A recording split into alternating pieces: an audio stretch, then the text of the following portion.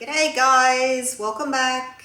Today I'm going to do another ring pour, but I'm going to make my mix a little bit thinner. I'm going for some cellular effects without using any silicone, inspired by Gina DeLuca. Hello Gina, love your videos. My last ring pour, you may remember the navy, aqua, copper and white. Had quite a big copper center. That was 2 parts floetrol to 1 part paint. Today I'm using 3 parts floetrol to 1 part global impasto. So I've got copper, I've got turquoise mixed with white to make a light, an aqua color, and I also have navy. This navy is cool blue mixed with black and a touch of green. So 3 to 1. When you put your paint on the top like that, it sort of stays on top for maybe a second and then disappears. My other ring pours I've had a bit thicker. It sort of stayed on the top for maybe 2 seconds before it disappeared. I don't know if you can see that. The copper, I always make my copper thicker. Copper is 2 parts floetrol to 1 part paint. I always have my metallics thicker. Otherwise they tend to sink to the bottom and you don't see them at all. So that's the copper. Lovely aqua. Again, you can see it just sitting on top and then disappears. And the white. Okay, so I'm not going to layer the paints this time. I'm not really going for a ring shape. I'm just going to pour all the paints in quite quickly because I want them to react with each other. It's when the paints mix together, rub against each other and mix together, that's when you get your cells forming. So I'm just going to pour everything in here. This is a 30 centimeter by 40 centimeter compressed cardboard. It's quite thick, good to practice on, 12 by 16 inches.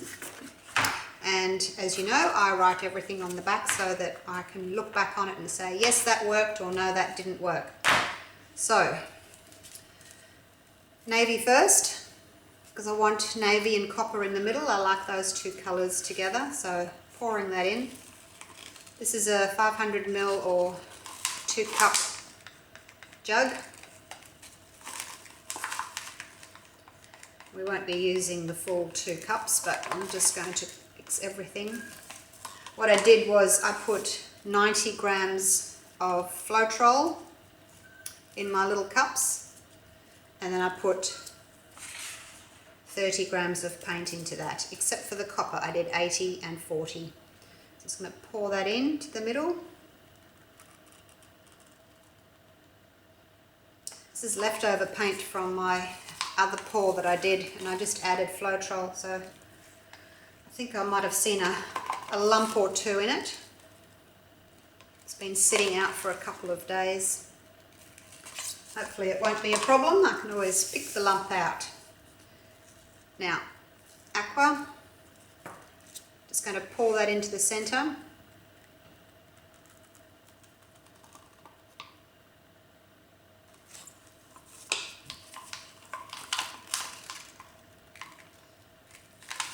Global had a lovely colour called Peacock.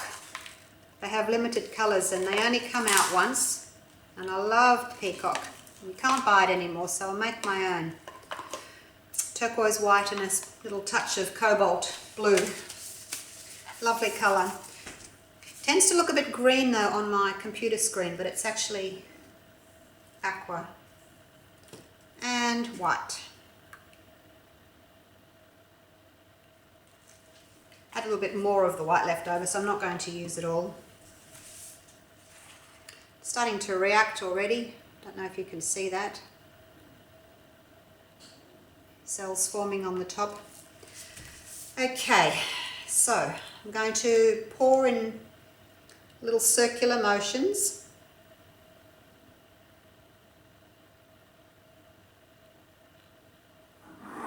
As I said, not too fussed about getting the circles or rings.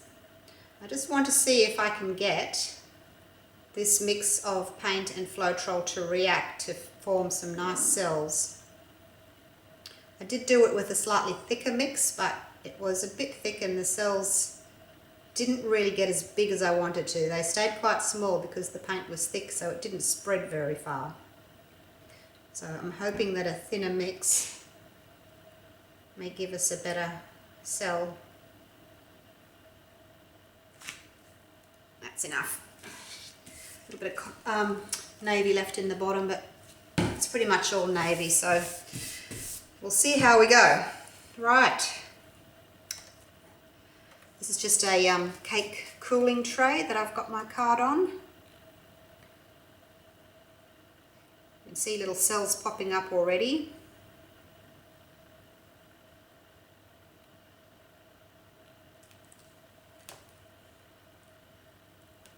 And that's the paint rubbing against the other paint.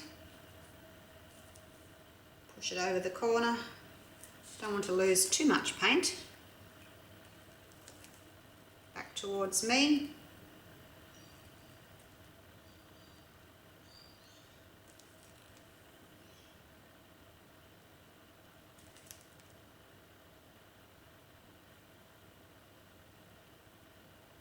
Go for this corner next.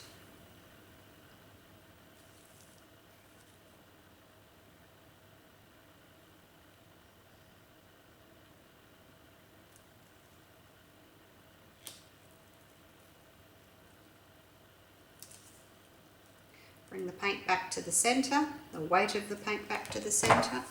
I'll just turn it around. You can see on the edges where the paint has rubbed more against the sides where it's sort of gone over. You get more of a reaction there. Last little corner. So lots of cells, but they're only little. So I may have to, if I want them bigger, I may have to just keep tilting and stretching them. Kind of looks like a little galaxy.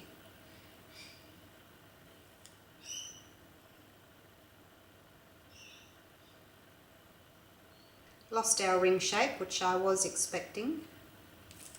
With the thinner mix, you don't really get your ring shapes as much. But you do get more cells. So it depends what you're after. If you want defined rings, go for a thicker mix. If you want more cells, go for a thinner mix.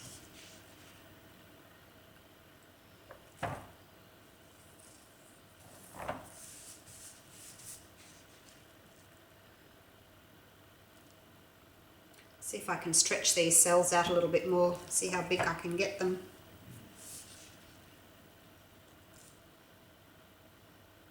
But if you don't like using silicone, for whatever reason, you can try this.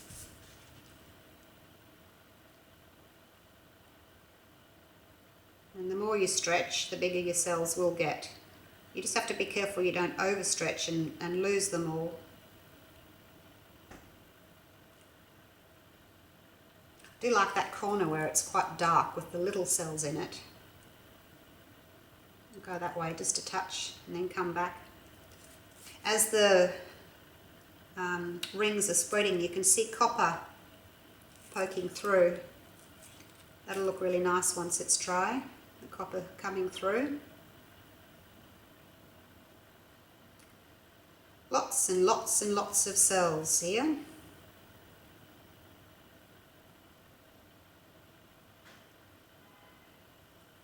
That's enough. I don't want to lose all that navy background there. I like a bit of background. Somewhere for the eye to rest. But yeah, heaps and heaps of cells in this one. turn it around, and then I can see if I can tilt it towards you and see if I can stretch these cells in the center here a little bit more, because these are all quite small down here. And as I said, I really like this darker corner, so I'll keep that. I'll just push some of this down and then leave it.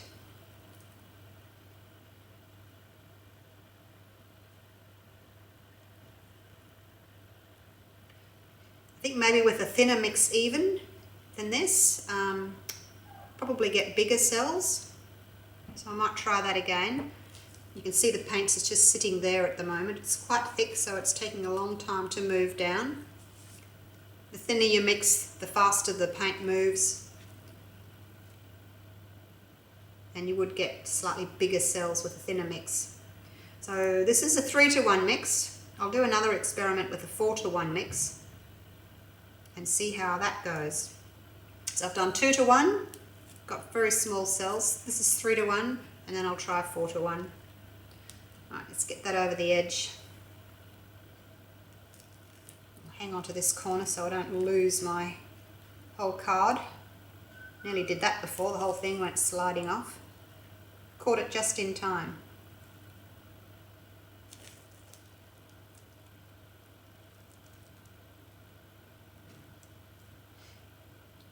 Reminds me of cobblestones actually. Cobblestones on a path.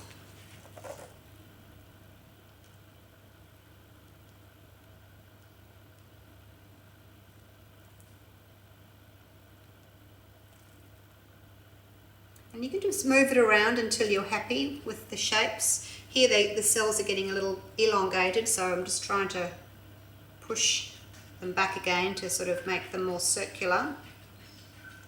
But then you have to watch what's happening up here because these are stretching. But we have to learn to say enough, stop, and back away.